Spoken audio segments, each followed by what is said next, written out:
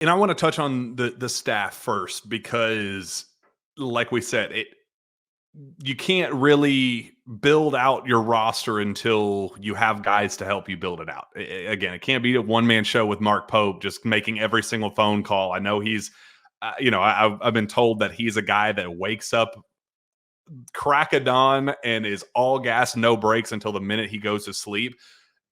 He's crushing it in his own individual state, but he can't do all of this by himself. It took, he needed to build out initially to help with the phone calls, help with the FaceTimes and the, handshakes and shoulder rubs and like the politicky side of this. He needed some help with all that. You start with Cody Feger. But Cody Feger has been the kind of offensive brains behind a lot of what has worked in Provo with Mark Pope. They are in stride with one another, hand in hand. Everything that they do, they work off of each other just tremendously. That was a done deal. That was a guarantee. Mark Pope wasn't coming to Kentucky without Cody Feger. Those two were inseparable. That was the guarantee. From there, it was about nailing out, okay, if there is one criticism or one concern about what Mark Pope's ceiling was going to be in Lexington and just how successful he could be, is all in on recruiting. He has recruited to a very specific brand, a very specific culture, a very religion. The way he has recruited over the last 5 years at BYU, he can't do foundationally maybe, but the specifics are such a night and day difference in Lexington, especially with brand and platform and resources and fandom and overwhelming all-in support, national exposure, all of those things. It's going to be a whole different beast. He had to get a little creative there and figure out what that looked like and who can help me find the names, evaluate that talent, and say that's Kentucky talent. Like, we know what our BYU system looks like, but who is going to help us create a similar system here with Kentucky level talent?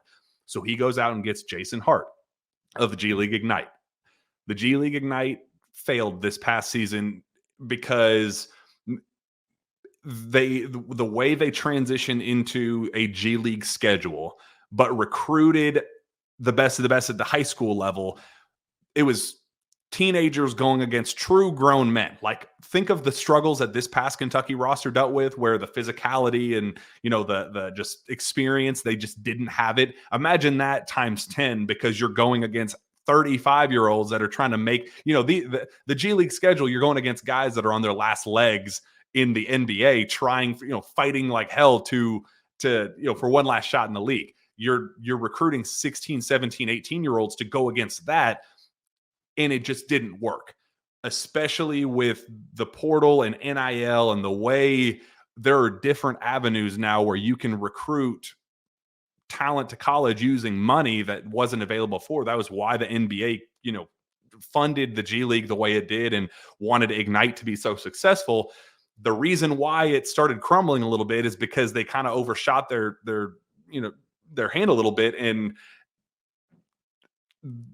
that opportunity was already there in place in college. You didn't necessarily need that platform anymore. So that leaves guys like Jason Hart, who recruited the best of the best, the 5-star names, the top level talent. Scoot Henderson was a top 3 draft pick a year ago. He got those dudes, but just the recipe wasn't working with Ignite. So you go and get him, an amazing recruiter, knows how to get the best of the best, who had done it at USC, was the right-hand man under Andy Enfield. Really excellent job. At the peak of USC's success, he was kind of the guy leading the charge there. You go get that guy you say your one job here is to go get dudes. Go help us get Kentucky level guys. And you sign him, and he's already hit the ground running on making phone calls and being that guy. He's been a tremendous early hire. Then you go make a move on Mark Fox, who on the surface you look at that and go, well, Mark Fox is, Georgia, pretty average at Georgia, was pretty successful in Nevada before that, but then goes to Cal, really struggles when Louisville was at its all-time low with 4 wins. They were somehow even worse with 3 wins. So on the surface, it's not a sexy hire, but when you dig below the surface and say, okay, he's being hired in an off-court role as a non-recruiter.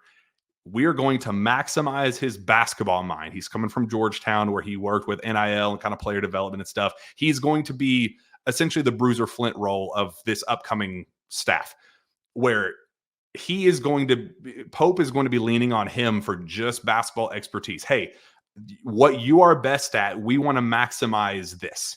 He's not going to be asked to recruit. He's not going to be hosting official visitors. The recruiting struggles that he had as a head coach, he's never going to have to deal with any of that stuff. But the best version of him, and the reason why he built Georgia basketball, again, at a football school, building Georgia basketball into a program that didn't die, a program that stayed afloat and treaded water and made a couple NCAA tournaments, got that guy to be your number 4 in Lexington. That's a really, really bang up hire on Mark Pope's side. And then you push all of your chips in on your associate head coach. You weren't able to get Scott Drew as the head coach, but to go down to Waco and take the guy that helped get Scott Drew his dudes in the last several years, helped lead Baylor to a national championship in 2021, you go get that guy. You bring him in, you pay him handsomely, and you say, you're going to be the dude to help us get guys. Got VJ Edgecombe, got Jacoby Walter, got Keontae George. Go down the list.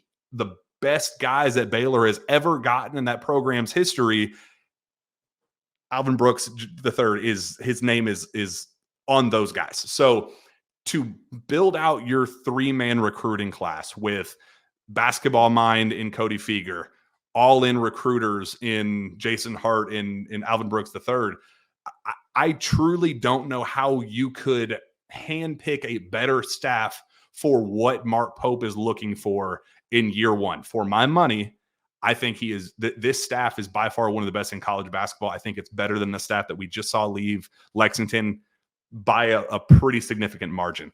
The last staff under John Calipari had some pretty severe flaws. They got complacent. They got a little lackadaisical. You now have 3 hungry, young, up-and-coming guys with something to prove in Lexington. I don't think you could swing I don't think you could hit an outside the park home run deeper than what Mark Pope has been able to do with this 3-man recruiting class. Yeah, it's a great staff.